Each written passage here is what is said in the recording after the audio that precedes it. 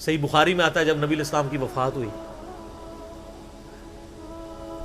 تو حضرت عمر نے تلوار نکال لی کہ میں اس کی گردن کاٹ دوں گا جو کہے گا کہ نبی علیہ السلام فوت ہو گیا۔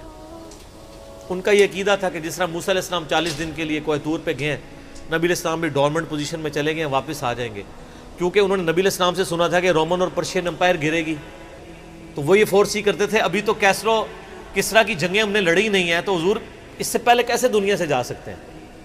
لیکن اللہ نے تو آپ کو پروفٹ بنوانا تھا نا، کہ آپ کے جانے کے بعد فتوحات کروانی تھی، تاکہ پتہ چلے کہ پیچھے اللہ کھڑا ہے۔ اپنی زندگی میں تو بڑے بڑے بادشاہوں نے فتوحات کی ہیں، نبی علیہ السلام کی تو دعوت کا کلائمیکس حضرت ابوبکر اور پھر حضرت عمر عثمان و علی کے دور میں جا کے ہوا ہے، جبکہ عرب قبائل بھی مرتد ہو گئے ہیں، تب بھی اللہ کے پیچھے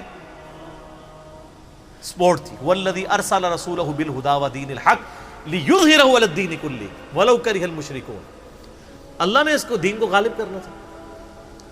تو بخاری کے الفاظ ہیں، حضرت عمر نے کہا میں اس کی گردن اتار دوں گا۔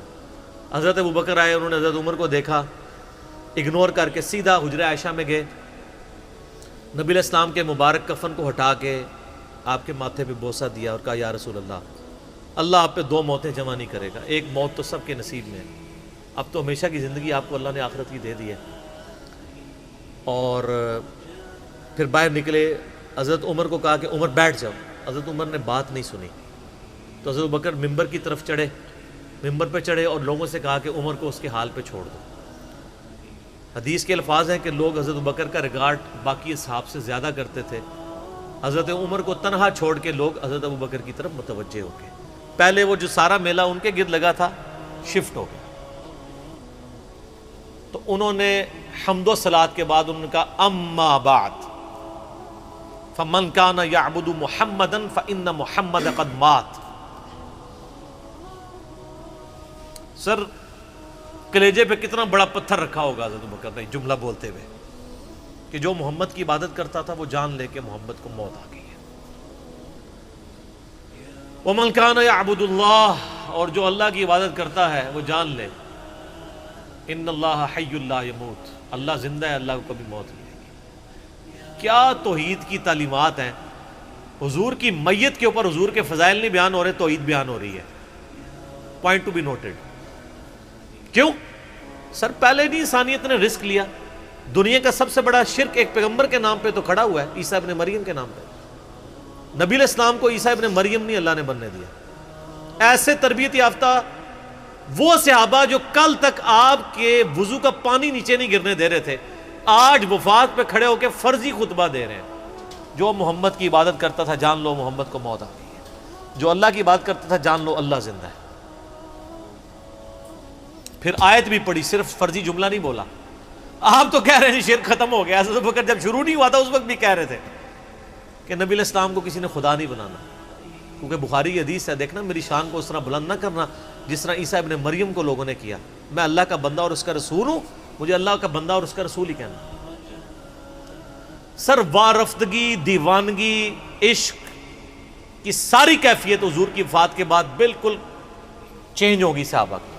ہونا تو چاہیے تھا جو وضو کا پانی نہیں گرنے دے رہے تھے جا کے قبر کی مٹی چاٹنا شروع کر دیتے، ایسا نہیں ہوا۔ وہ تعلیمات کی باؤنڈریز کو کراس نہیں کرتے تھے۔ تو پھر انہوں نے آیت پڑھی، سورہ آل عمران آیت نمبر 144، وما محمد الا رسول قد خلت من قبلہ الرسل افإن مات او قتل انقلبتم علی اعقابکم۔ محمد تو نہیں مگر ایک رسول ہی، اگر یہ فوت ہو جائیں یا دین جو جنگ میں قتل کر دیے جائیں، شہید ہو جائیں، کیا تم دین سے الٹے قدم پھر جاؤ گے؟ جو کوئی دین سے الٹے قدم پھیرے گا اللہ کا کوئی نقصان نہیں کرے گا اور اللہ ثابت قدم رہنے والوں کو جزا دے گا۔ پھر سورہ الزمر کی آیت نمبر 30 پڑھی، انک میت وانہم میتون۔ اے نبی تمہیں بھی مرنا ہے اور ان کو بھی موت آنی ہے، تمہارے مخالفین کو، پھر تم اللہ کے حضور جھگڑو گے، اللہ تمہارا فیصلہ کرے گا۔ یہ سیدنا ابوبکر کی حضور کی وفات کے وقت استقامت تھی۔ پھر جھگڑا کھڑا ہو گیا حضور کو دفنانا کدھر ہے؟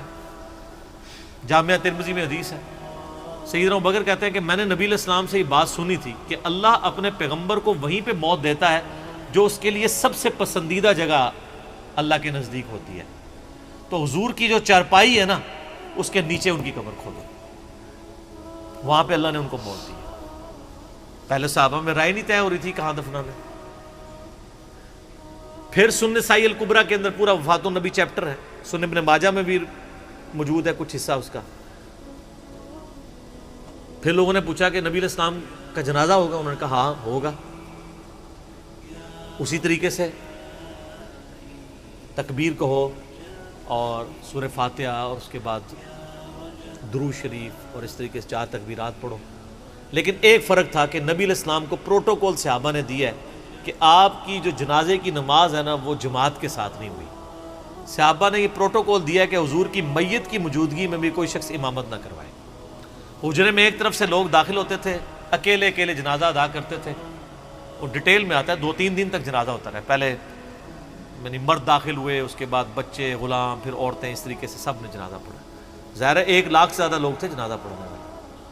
اس موقع پہ بھی سیدنا ابوبکر کی آپ استقامت دیکھیں، ورنہ حضرت عمر کتنے سٹرانگ اصحاب کے مالک تھے، ان کی حالت آپ دیکھ لیں۔ جب ضرورت پڑی ان کے مضبوط اصحاب کی تو کولیپس کر گئے۔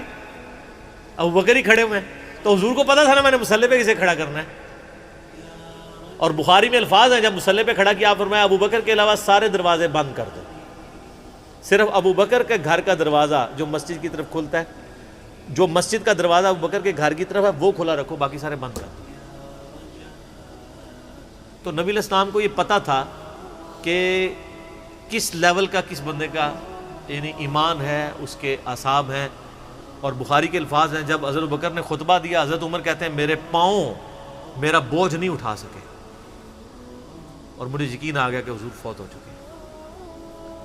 یہاں قرآن و حدیث سن کے کسی کے کان پہ جوں تک نہیں رنگتی، وہاں پہ حضرت ابوبکر کا خطبہ اور آیات سن کے حضرت عمر کہہ رہے ہیں کہ میرے پاؤں میرا بوجھ نہیں اٹھا سکے، کہ یہ تو واقعی تو قرآن کی آیت۔ اور اس میں بخاری مسلم صحیح بخاری میں الفاظ ہیں، کئی دن تک ہم جب بھی صحابہ ایک دوسرے کو ملتے تھے تو یہی آیت سنایا کرتے تھے، وما محمد الا رسول قد خلت من قبلہ الرسل افئن مات او قتل انقلبتم علی اعقابکم، کہ محمد تو نہیں مگر ایک رسول، انہیں بھی تو موت آنی ہے، تاکہ ہمیں یہ یقین آ جائے کہ حضور دنیا سے چلے گئے۔ تو یہ صحابہ کرام علیہم رضوان کی نبی علیہ السلام کے ساتھ عقیدت تھی۔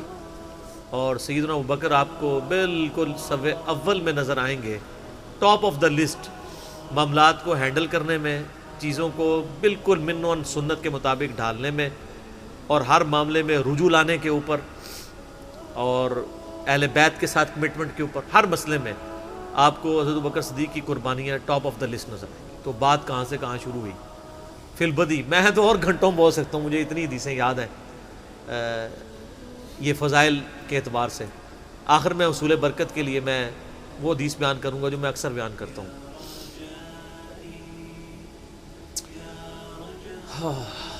عبداللہ بن عباس رضی اللہ تعالیٰ عنہما کہتے ہیں، بخاری اور مسلم دونوں میں ہے، کہ سیدنا عمر کی میت رکھی ہوئی تھی اور لوگ آ کے ان کی میت پہ سلام پڑھ رہے تھے، اور اپنے اپنے انداز میں خراج تحسین پیش کر رہے تھے کہ اس شخص کی وجہ سے اسلام کو کیا عروج ملا۔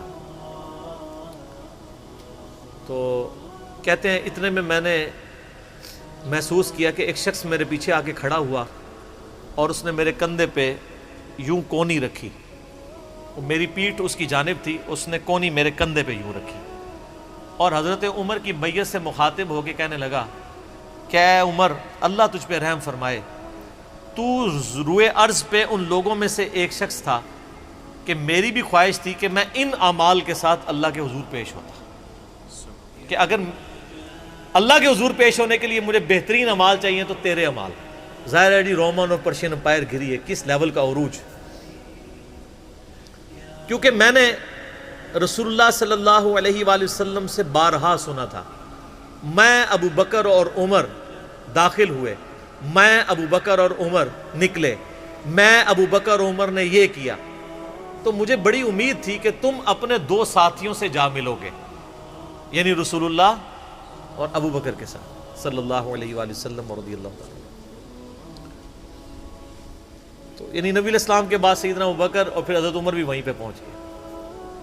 تو مجھے نبی علیہ السلام کے اس فرمان سے لگتا تھا جس طرح آپ اپنی زندگی میں کہتے تھے نا، میں ابو بکر عمر، میں ابو بکر عمر، میں ابو بکر عمر، مجھے پتا تھا تم نے جا کے انہی سے ہی ملنا ہے جا کے، اور دیکھ لیں قبر بھی پھر ساتھ بنی دونوں کی۔ تو عبداللہ ابن عباس کہتے ہیں کہ میں نے جب یوں مڑ کے دیکھا تو وہ سیدنا علی بن ابی طالب تھے جو حضرت عمر کی میت کے اوپر یہ کلمات پڑھ رہے تھے، میں ابو بکر اور عمر، میں ابو بکر اور عمر رضی اللہ عنہم اجمعین وعلیہم السلام اجمعین۔